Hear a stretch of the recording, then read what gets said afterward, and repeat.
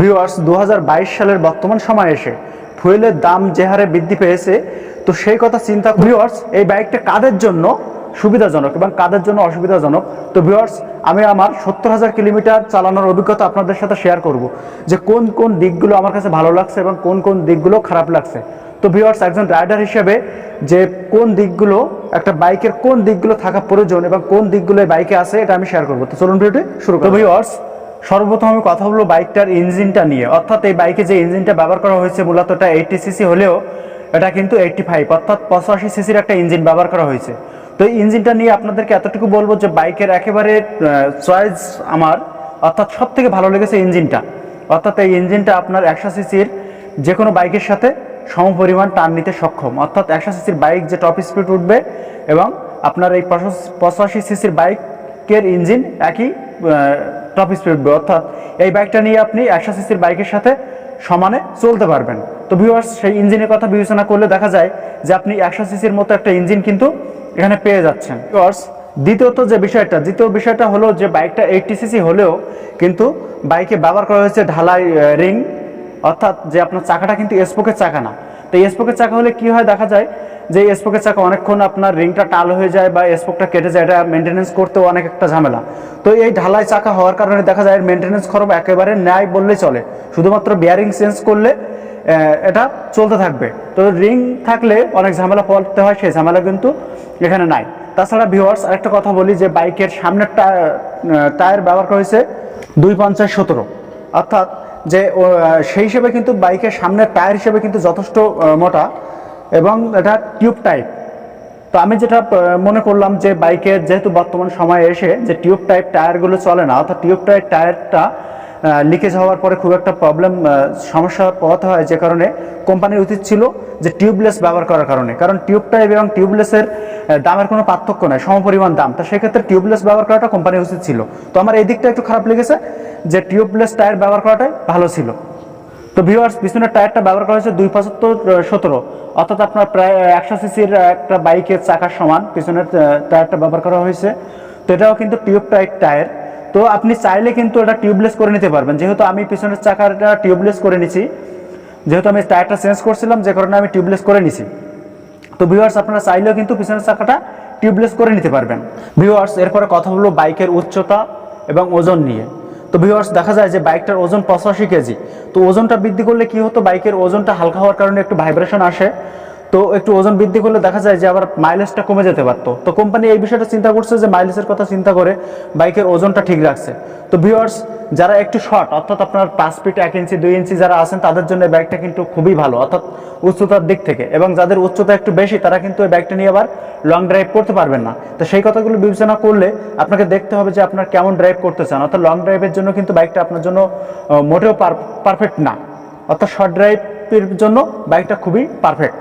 তো ভিউয়ার্স এরপরে যে বিষয়ে কথা বলবো যে বাইকের ফুয়েল ট্যাঙ্ক, অর্থাৎ এই ফুয়েল ট্যাঙ্কটা কিন্তু আপনার 8.5 লিটার ক্যাপাসিটি, অর্থাৎ 8.5 লিটার আপনার ফুয়েল এই বাইকের ট্যাঙ্কিতে ধরবে। কিন্তু এখানে একটা প্রশ্ন থেকে যায় যে বাইকের ফুয়েল ট্যাঙ্ক যে বিষয়টা, যে 8.5 লিটারের জায়গায় যদি একটু বেশি করতো সেটা একটু ভালো হতো। তো বাইক অনুযায়ী হয়তো ট্যাঙ্কের অ্যাসেম্বলিটা ঠিক থাকলেও একটু কোম্পানির বাড়ানো উচিত ছিল। আমার কাছে মনে হয়েছে যে ফুয়েল ট্যাঙ্কটা আর একটু বেশি বড় হইলে খুবই ভালো হতো। এবং আরেকটা যে বিষয়টা যে এই বাইকটার ফুয়েল মিটার নাই, অর্থাৎ যে ফুয়েল মেজারমেন্ট যে মিটার এটা থাকাটা খুবই জরুরি। কোম্পানি সব থেকে বাজে কাজ করছে যে বাইকের ফুয়েল মিটারটা দেয়নি, অর্থাৎ কোম্পানির উচিত ছিল বাইকের ফুয়েল মিটার দেওয়া। তো এই ফুয়েল মিটারটা না দেওয়ার কারণে বাইকটার এই বিষয়টা খুবই সমস্যা পড়তে হয়, যে তার কখন আপনার ফুয়েলটা শেষ হয়ে যাচ্ছে এটা কিন্তু বোঝা যায় না। তো কোম্পানির এটা উচিত ছিল যে ফুয়েল মিটার ব্যবহার করা। ভিউয়ার্স এরপরে যে বিষয়টা থাকে যে বাইকের হ্যান্ডেল, অর্থাৎ এই বাইকে ছোট একটা 80 সিসির বাইকে আপনার কোম্পানি যে হ্যান্ডেলটা ব্যবহার করে অনেকে হয়তো দেখছেন যে সেটা হলো ইজি বাইকের হ্যান্ডেল, অর্থাৎ ব্যাটারি চালিত যে বাইকগুলো আছে। তো ব্যাটারি চালিত বাইকের যে হ্যান্ডেল, এই হ্যান্ডেল কিন্তু ব্যবহার করা হয়েছে। তো ছোট একটা 80 সিসির বাইকেও আমার হ্যান্ডেল ব্যবহার করাটা মোটেই সমঝোতাপূর্ণ নয়। তো ভিউয়ার্স আমি আমার বাইকের হ্যান্ডেলটা পরিবর্তন করে নিয়েছি, এবং বিশেষ করে আপনারা খেয়াল করে দেখবেন যারা এই বাইকগুলো রাইড করে তারা প্রত্যেকে কিন্তু হ্যান্ডেল চেঞ্জ করে, অর্থাৎ এই বাইকের জন্য ওই হ্যান্ডেল মোটেও শোভনীয় নয়। তো ভিউয়ার্স এই বিষয়টা একটু আমার কাছে অনেক খারাপ লাগছে যে বাইকের এই হ্যান্ডেলটা, তো কোম্পানির এটাও নজর দেওয়া উচিত যে প্রতিটা বাইকে যে হ্যান্ডেল চেঞ্জ করতে হয়, তো সেক্ষেত্রে কোম্পানির উচিত যে হ্যান্ডেলটা রাইডারদের সুবিধা মতো একটা হ্যান্ডেল ইউজ করা। ভিউয়ার্স, এরপরে যে বিষয়টা থাকে যে একটা বাইকের কিন্তু এখানে দেখেন যে ইঞ্জিন কিল সুইচ, অর্থাৎ ইঞ্জিন অন অফ করার জন্য যে সুইচটা থাকে, তো এটা কিন্তু অ্যাক্সেলেটর বারের নাই। অর্থাৎ এখানে একটা সুইচ ব্যবহার করলে একটা ওয়্যার সিস্টেম করে কত খরচ হতো? সর্বোচ্চ 50-100 টাকা একটা অ্যাসেম্বলি খরচ হতো। তো 100 টাকার জন্য কোম্পানিটা কিন্তু করেনি। তো এটা কিন্তু খুবই একটা সমস্যার জিনিস যে বারবার চাবি অফ করে অন করা, এটা একটা খুবই সমস্যার বিষয় যে চাবির ঘাটটা কিন্তু নষ্ট হয়ে যায়, বারবার চাবি অন অফ করতে হয়। তো সেক্ষেত্রে উচিত ছিল যে 80 সিসির একটা বাইক হলেও কিন্তু একটা ইঞ্জিন কিল সুইচ এখানে ব্যবহার করা উচিত ছিল। ভিউয়ার্স, একইভাবে আরেকটু বিষয় খেয়াল করে দেখুন যে এখানে কিন্তু ইঞ্জিন পার্স সুইচ, অর্থাৎ কি আপনার হেডলাইটটা যখন পার্স করতে হয়, তো হেডলাইটটা এমার্জেন্সি যে হেডলাইটটা আমরা বলে থাকি বা পাস যে হেডলাইটটা বলে থাকি, সেই এখানে কিন্তু সুইচটা নাই। তো এখানে কিন্তু কোম্পানির অবশ্যই উচিত ছিল, কারণ রোডে যখন বাইক রাইড করতে হয় তখন কিন্তু ছোট বড় বাইক থাকে না, অর্থাৎ আপনার সামনে হঠাৎ করে কেউ চলে আসলে আপনাকে ইন্ডিকেট করতে হয় বাইকের হেডলাইট জ্বালিয়ে। তো সেই ইন্ডিকেট সুইচটা কিন্তু এখানে নাই, অর্থাৎ আপনি বাইকের হেডলাইটটা কিন্তু ইন্ডিকেট করতে পারবেন, অর্থাৎ পাস করতে পারবেন। এটা খুবই একটা ঝামেলা যে বাইকে রাইড করতে গেলে, রোডে রাইড করতে গেলে আমি অনেকবার সমস্যায় পড়ছি যে এই সুইচটা না থাকার কারণে। তো এটাও কিন্তু কোম্পানির উচিত যে সামান্য কিছু অর্থ বাঁচানোর জন্য এই বিষয়গুলো তারা অ্যাভয়েড করে। তো কোম্পানির উচিত যেখানে এই সুইচটা ব্যবহার করা, যদিও মডিফাই করা যায় তবুও মডিফাই কোম্পানির অ্যাসেম্বলিতে থাকা উচিত ছিল। তো ভিউয়ার্স, এটা আমার কাছে খুবই খারাপ লাগছে। ভিউয়ার্স, এরপরে আছে আপনার স্পিড মিটার অর্থাৎ ড্যাশবোর্ড। তো এখানে খেয়াল করে দেখুন যে আপনার বাইকের নিউট্রাল চিহ্ন আছে এবং ইন্ডিকেট চিহ্নগুলো আছে। তো ভিউয়ার্স, এটা ব্যবহার করেছে বাইকের স্পিড মিটার, এটা হলো আরপিএম মিটার। তো ভিউয়ার্স, আমি এখানে একটা কথা আমার মাথায় আসে না যে সামান্য 80 সিসির বাইকে আরপিএম মিটার কী কাজে লাগে? তো আরপিএম মিটার না হইলে কিন্তু কোনো সমস্যা নেই, এটা একেবারে বেহুদা দেওয়া। তো সেই ক্ষেত্রে কোম্পানি কী করতে পারতো? আরপিএম মিটার না দিয়ে এখানে একটা ফুয়েল মিটার দিতে পারতো, তাহলে যারা রাইড করতেছে এদের অসুবিধা হতো না, যে কেমন পরিমাণ ফুয়েল আছে সে চেক করতে পারতো এবং সেই অনুপাতে সে সমস্যা পড়তে হতো না। ভিউয়ার্স, আমি পূর্বেই বলছি যে আমি অনেকবার সমস্যায় পড়ছি যে বাইকের ফুয়েল মিটার না থাকার কারণে। তো ভিউয়ার্স, দেখা যায় যে কোম্পানির হিসাব খুবই কম, যে এই যে একটা অ্যাসেম্বলি করে রাখছে মিটারের, তো এই অ্যাসেম্বলি তৈরি করে রাখছে, উনি দিতেই আছে। তো এটা আসলে কখনো রাইডার চিন্তা করে না যে আসলে এই মিটারটা আমার পরিবর্তন করা দরকার, এখানে একটা ফুয়েল মিটার দেওয়া দরকার। তো কোম্পানির এই বাজে কাজগুলোকে আমি মোটেও সমর্থন করি না। তো এই দিকটা বিবেচনা করলে আমার কাছে খুবই খারাপ লাগছে যে এখানে আরপিএম মিটার দেওয়ার প্রয়োজন ছিল না, আরপিএম মিটার পরিবর্তে একটা ফুয়েল মিটার দেওয়া উচিত ছিল। তো ভিউয়ার্স, একটা ফুয়েল মিটার দিতে গেলেও কত খরচ হতো? খুব বেশি খরচ হতো না। তো এই বিষয়টা আসলে খুবই একটা শোভনীয় বিষয় নয়। ভিউয়ার্স, এরপরে বিষয় যে বিষয়টা থাকে যে বাইকের হেডলাইটের বাল্ব, অর্থাৎ এটা অরিজিনাল যেটা ব্যবহার করা হয় আপনার হ্যালোজেন 35 ওয়াট 12 ভোল্ট। তো সেক্ষেত্রে বিবেচনা করলে দেখা যায় যে ওই ওয়ার্ডে বর্তমান সময়ে রোডে যে পরিমাণে এলইডি লাইট চলে, অর্থাৎ যে পরিমাণ এলইডি লাইটে সরাসরি, সেই ক্ষেত্রে হ্যালোজেনের কোনো পাত্তাই নাই, অর্থাৎ হ্যালোজেনে আপনি কিছুই দেখতে পাবেন না। সেক্ষেত্রে কোম্পানির উচিত ছিল যে এখানে এলইডি লাইট ব্যবহার করা। তো যেহেতু আমি এটা মডিফাই করে নিয়েছি, মডিফাই করে নিয়ে আমি এলইডি সেট করছি। তো এলইডি সেট করতে যেয়ে আমার একটু সমস্যা পড়তে হয়েছে, তো কোনো সমস্যা নাই ভিউয়ার্স। তো আরেকটা বিষয় থাকে, হেডলাইটটা কিন্তু আপনার সরাসরি ব্যাটারির সাথে কানেক্টেড, অর্থাৎ ব্যাটারির সাথে কানেক্টেড হলে দেখা যায় যে ব্যাটারিটা আপনার ডাউন হয়ে যায়। তো সেই ক্ষেত্রে উচিত ছিল, কোম্পানির উচিত ছিল যে অ্যাক্সেলেটরের সাথে সমঝোতা করা, অর্থাৎ অ্যাক্সেলেটরের সাথে আপনার হেডলাইটটা দিলে আপনার ব্যাটারিটা সুরক্ষিত থাকতো, অর্থাৎ ব্যাটারিটা ডাউন হতো না। যেহেতু বাইকটা সেলফ স্টার্ট হয়, সেক্ষেত্রে দেখা যায় যে সরাসরি আপনার ব্যাটারির সাথে হেডলাইট কানেক্টেডটা মোটেই শোভনীয় নাই, কারণ ব্যাটারিটা খুব ঘন ঘন ড্যামেজ হয়ে যায়। ভিউয়ার্স, তো এই বাইকটাকে ব্যবহার করা হয়েছে আপনার টেলিস্কোপিক সাসপেনশন। তো এই সাসপেনশন হিসেবে আমার খুবই ভালো লাগছে যে বাইকের এই সাসপেনশনটা, অর্থাৎ আপনার বিগ সেগমেন্টের যে বাইকগুলো আছে সেই বাইকের মতো এখানে টেলিস্কোপিক সাসপেনশন ব্যবহার করা হয়েছে।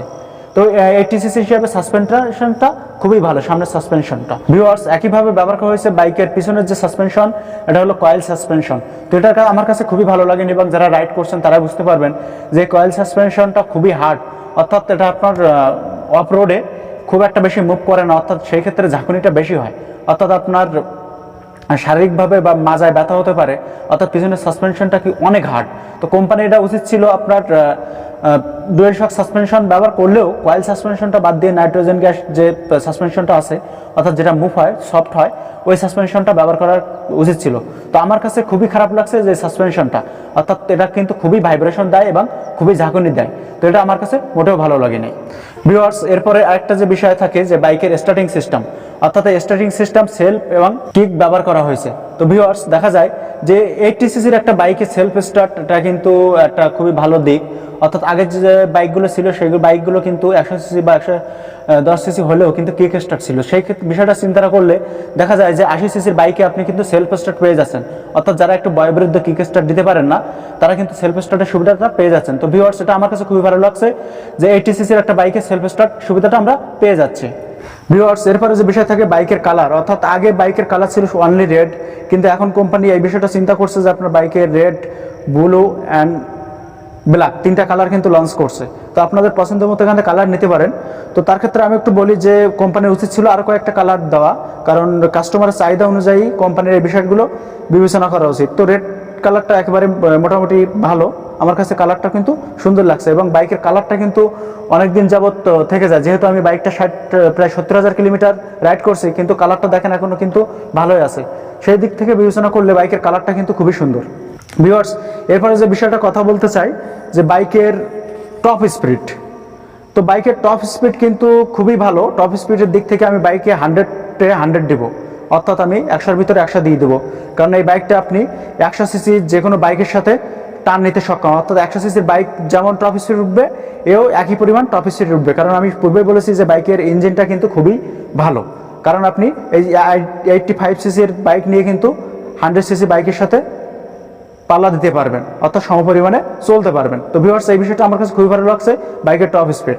ভিউয়ার্স, সর্বোপরি যে কথাটা বলবো যে বাইকের মাইলেজটা নিয়ে, অর্থাৎ বাইকের মাইলেজ অনেকে রিকমেন্ড করে থাকেন যে 55 থেকে 60। তো ভিউয়ার্স, আমি বলি যে আমার বাইকটা কিন্তু আপনার 65 মাইলেজ পায়। তো আমার বাইক থেকে আমি 65 কিলোমিটার পার আওয়ার্স মাইলেজ পেয়ে থাকি প্রতি লিটারে, এবং হাইওয়েতে আর একটু বেশি হয়। তো ভিউয়ার্স, দেখা যায় যে বাইকের মাইলেজ কম পাওয়ার জন্য কয়েকটা কারণ আছে, সেই কারণগুলো যদি আপনারা মেনটেনেন্স করতে পারেন তাহলে আপনারা 60 থেকে 65 কিলোমিটার মাইলেজ পেতে পারেন। তো এই বিষয়টা বিবেচনা করলে দেখা যায় যে একটা 100 সিসির বাইক কিন্তু 60 কিলোমিটার মাইলেজ দেয়, এবং একটা 80 সিসির বাইক যদি 60 কিলোমিটার মাইলেজ দেয়, অনেকে এটা বিষয়টা চিন্তা করতে পারেন। তো সেই বিষয়টা আমি একটু ভেঙে দিই যে এই বাইকটা কিন্তু আপনার 100 সিসির বাইকের সমান পারফরমেন্স সম্পূর্ণ বাইক ইঞ্জিন, যে কারণে একটু মাইলেজ কম পেতে পারেন। তো ভিউয়ার্স, আরেকটা বিষয় থাকে যে দামের বিষয়টা। তো দামের বিষয়টা নিয়ে আমি মোটেও সন্তুষ্ট নাই, কারণ এই বাইকটা বাংলাদেশে তৈরি হচ্ছে, যে কারণে কোম্পানি উচিত ছিল দামটা একটু কমানো, অর্থাৎ এই বিষয়টা আমার কাছে খুবই ভালো লাগে নাই। তো ভিউয়ার্স, আমার কাছে 70,000 কিলোমিটার চালানোর পরে যে অভিজ্ঞতা আমি অর্জন করছি, যে বিষয়গুলো আমার কাছে মনে হয়েছে যে না এই বিষয়টা ভালো, এই বিষয়টা খারাপ, সেগুলো আপনাদের কাছে তুলে ধরলাম। ভিউয়ার্স, এবার আপনারা সিদ্ধান্ত নিন যে বাইকটা আপনারা ক্রয় করবেন কি না।